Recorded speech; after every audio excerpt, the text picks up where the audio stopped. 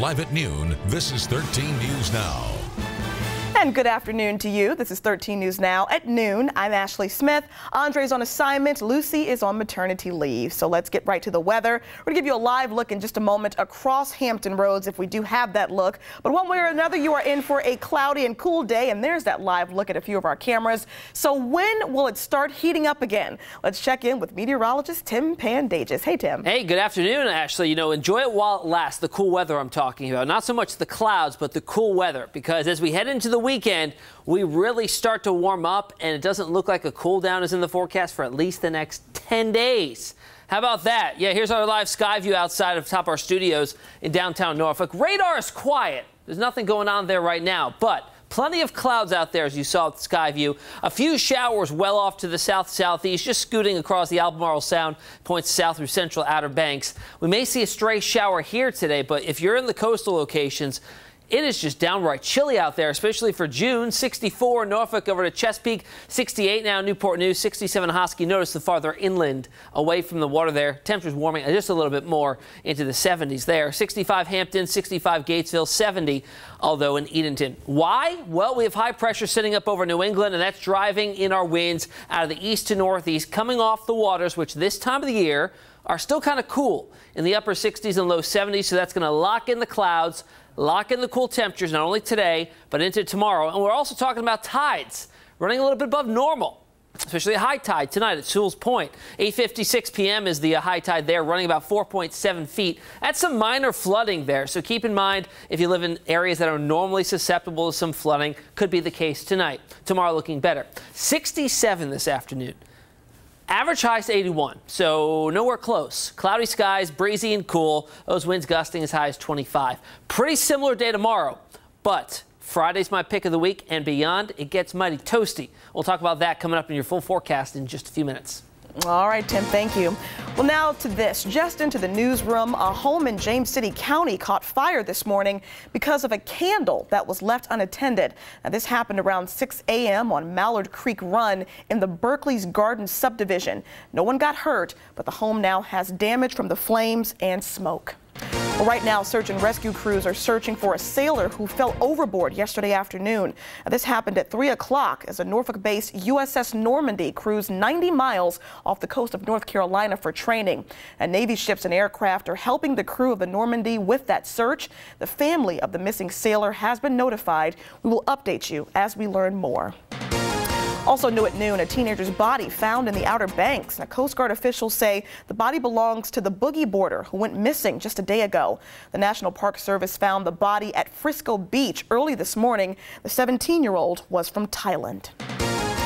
Also new at noon, police tracked down a convicted sex offender on the way all across the country and was on the run. All of this thanks to a crime line tip. The U.S. Marshals arrested 59-year-old Daniel Nickerson in San Francisco last night. Norfolk police put out warrants for his arrest back in June of 2014.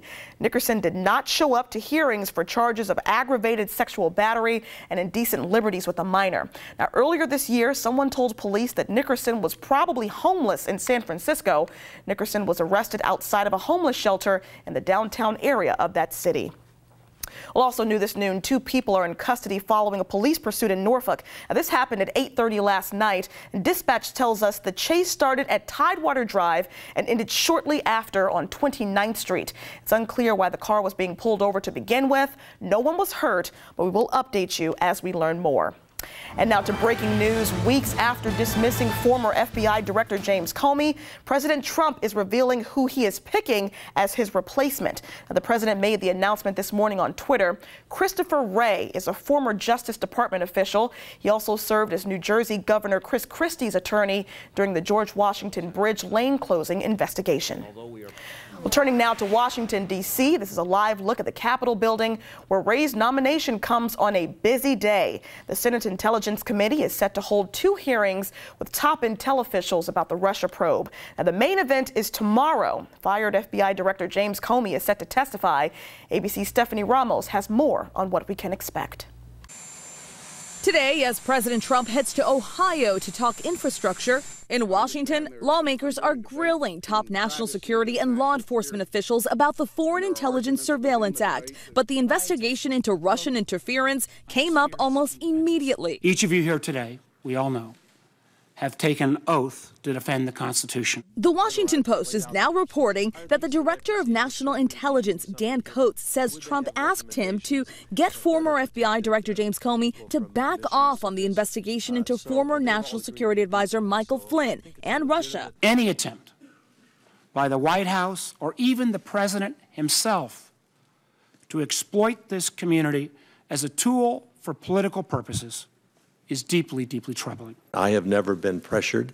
I have never felt pressure to intervene. But the main event is slated for tomorrow when Comey testifies before the Senate. On Thursday, Comey is expected to talk about his conversations with President Trump, who allegedly asked Comey to end the investigation into Trump campaign ties to Russia. He had told me in general terms that the president is uncomfortable with me because he asked for loyalty, and I told him I could only give him honesty. In a new Washington Post ABC News poll, a 56% majority of U.S. adults say Trump is interfering with such investigations rather than cooperating, while 61% say Trump fired Comey to protect himself rather than for the good of the country.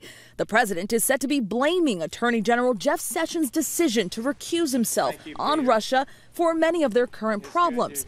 When asked by a reporter if he'll resign, the AG says, No. On the eve of James Comey's testimony, President Trump tweets he is nominating Chris Wray to be the new FBI director. Wray is a former senior Justice Department official. Stephanie Ramos, ABC News, Washington. Well, we are in